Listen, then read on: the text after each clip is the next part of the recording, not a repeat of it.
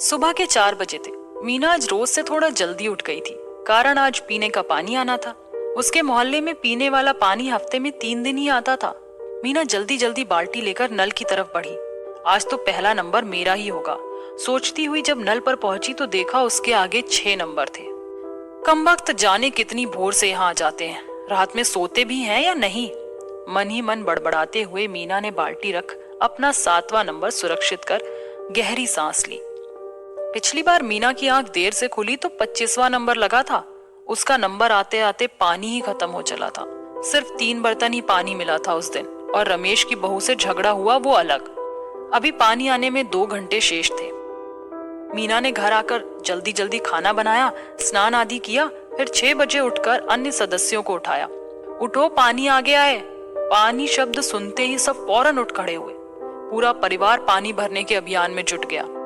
किसी ने लाइन में लग मोर्चा संभाला, कोई घर के खाली बर्तन लेकर दौड़ा, तो कोई पानी से भरे बर्तनों को घर पर रखकर आया। सभी के सहयोग से आज मीना के घर अच्छी मात्रा में पानी था। सुबह के 8 बज चुके थे और सभी नित्य दिनचर्या में लग गए थे। मीना दूसरों के घर में झाड़ू पोछा और बर्तन धोने का काम करती थी। उसका पति वरुण रिक्शा चलाता था। आज ना जाने क्यों मीना को गांव की बहुत याद आ रही थी। 6 साल हो गए गांव छोड़े हुए। शहर की चकाचौंध में गांव से आ तो गए, पर गांव आज भी याद आता है। कितनी शांति थी वहां, बड़ा सा घर, बड़ी छत, और यहाँ 2 कमरे के घर में गुजारा करना पड़ रहा है। गांव में पानी की भी किल्लत ना थी, घर पर ही कुआं था, शुद्ध खाने को मिलता था और लोग भी कितने सीधे थे। खैर, शहर में बच्चे तो अच्छे स्कूल में पढ़ रहे हैं, बस इसी बात की तसल्ली थी। अब तो मीना का एक ही सपना था, बड़े बेटे को कलेक्टर और छोटे बेटे को बैंक का अफसर बनाना। अगली साल बड़े बेटे को आईएएस की कोचिंग लगवानी थी। इसके लिए अभी से वो पाई पाई जोड़ रही थी। मीना आज बहुत खुश थी। दोनों पति पत्नी ने मिलकर 30,000 रुपए जमा कर लिए थे।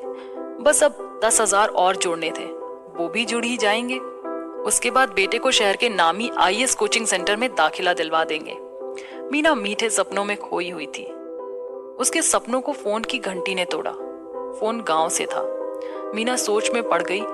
देवर जी अरुण ने सालों से कभी बात नहीं की, आज ऐसा क्या हो गया जो फोन आया। उसने फोन उठाया। देवर जी गंभीर स्वर में बोले, भाभी आप और भैया फौरन गांव आ जाओ, बाबूजी का देहांत हो गया है। मीना को अपने ससुर की मृत्यु की खबर सुन कोई आश्चर्य नहीं हुआ, क्योंकि उनकी उम्र 95 की हो चुकी थी, तो अब कभी ना कभी तो उनको मरना ही था। पर लोक लाज के कारण वाणी में आश्चर्य भर उसने पूछा, अरे कब, कैसे? देवर जी बोले, अभी 1 घंटा पहले ही शांत हुए, आप लोग आ जाओ, फिर बात करते हैं। मीना ने अपने पति को खबर दी और बच्चों सहित वे फौरन घर से निकल लिए। जो भी पहली ट्रेन मिली वो उसमें सवार होकर सुबह 8 बजे तक घर पहुंचे। घर के चबूतरे पर बाबूजी का शव रखा था। आसपास देवर जी और कई गांव वाले बैठे थे। अरुण को देख वरुण उससे लिपट गया और दोनों भाई एक दूसरे से लिपट कर रोने लगे, मानो कभी दोनों में कोई गिला शिकवा रहा ही ना हो। मीना अंदर जाने लगी। घर कुछ बदला बदला नजर आ रहा था। बैठक का कमरा पक्का बन गया था।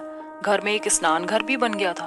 खैर, ये समय घर को निहारने का नहीं था, तो मीना ने अपनी उत्सुकता को दबाकर अंदर के कमरे में प्रवेश किया, जहां औरतें बैठी हुई थी।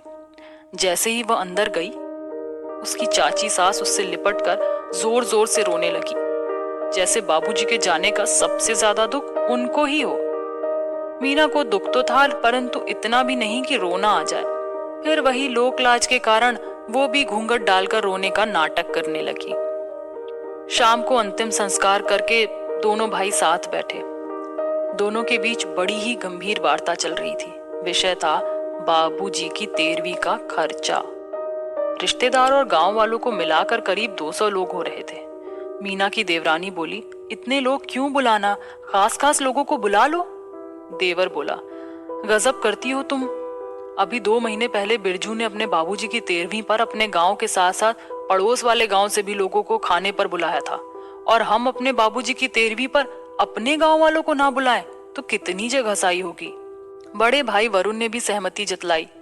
सही है, लोग क्या कहेंगे, 2 बेटे हैं फिर भी ढंग की 13वीं ना कर सके। तो ये तय हुआ कि 13वीं पर रिश्तेदार के साथ सारे गांव को निमंत्रण दिया जाएगा। पास ही बैठी बुआ ने सुझाव दिया, भैया 13वीं तो ठीक है, पर कहते हैं जब कोई मरे हैं तो गरुड़ पुराण का पाठ कराए से बाकी आत्मा को शांति मिले है। ये सुनकर मीना और उसकी देवरानी का दिल धक से रह गया। पहले ही 13वीं का इतना खर्चा, ऊपर से गरुड़ पुराण और पंडित का खर्चा। मन तो अरुण वरुण का भी नहीं था, पर बुआ ने कहा है नहीं मानो तो बुआ का अपमान होगा, तो दोनों ने अनमने ढंग से गरुड़ पुराण के लिए भी हामी भर दी। दोनों सुबह होते ही पंडित के पास पहुंचे, गरुड़ पुराण के बारे में बात की। पंडित ने दान की लंबी सूची पकड़ा दी, जिसमें चारपाई, छाता, वस्त्र, गौ वगैरह वगैरह का उल्लेख था। दान दक्षिणा मिला यही कुछ 12,000 का खर्चा था। पंडित जी अपने पेट पर हाथ फेरते हुए बोले, ध्यान रहे बेटा, सभी सामान उच्च कोटि का होना चाहिए। जैसा दान तुम दोगे वैसा ही सामान तुम्हारे बाबूजी को ऊपर मिलेगा। यदि तुम चाहते हो उनकी आत्मा ऊपर जाकर भी आराम से रहे तो अच्छा दान देना। दोनों भाई हामी भर वहां से कार्ड वाले के पास पहुंचे। कार्ड वाले ने 1,000 रुपए में कार्ड छपने का ऑर्डर लिया। वो बोला, आप लोग शाम तक मैटर ले आना, मैं 2 दिन में आपके सारे कार्ड छाप कर दे दूंगा। दोनों ने घर आकर रिश्तेदार से सलाह मशवरा कर कार्ड का मैटर तैयार किया और खाने का मेन्यू भी तैयार किया।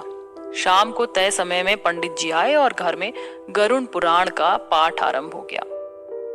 मोहल्ले में सबको खबर दी गई, जिसको भी गरुड़ पुराण सुनना हो आ जावे। पाठ से फुर्सत हो कार्ड वाले को मैटर भिजवाया गया। कई मेहमान अभी से उनके घर में रुके हुए थे। उनके लिए सब्जी, आटा, दाल, सोने के लिए बिस्तर वगैरह का इंतजाम किया गया। अगले दिन हलवाई को मेन्यू दिया गया। हलवाई ने 20,000 का खर्चा गिनवाया। फिर टेंट वाले से बर्तन, गद्दे, स्टैंड वाले पंखे आदि की बात की गई। उसने भी 12,000 का खर्च गिनवाया। बाबूजी की स्मृति में सबको ग्लास बांटने का निर्णय किया गया।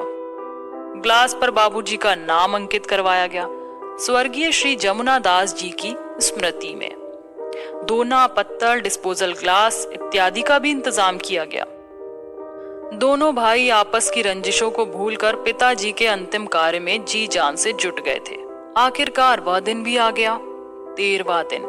पूरा गांव खाना खाने आया। दूर दूर से रिश्तेदार आए। सबने दोनों भाइयों के इंतजाम की बहुत तारीफ की। सबके जाने के बाद जब हिसाब किया गया तो कुछ 90,000 खर्च हो चुके थे। 30,000 बाबूजी के पास जमा थे। उस राशि को मिलाया गया।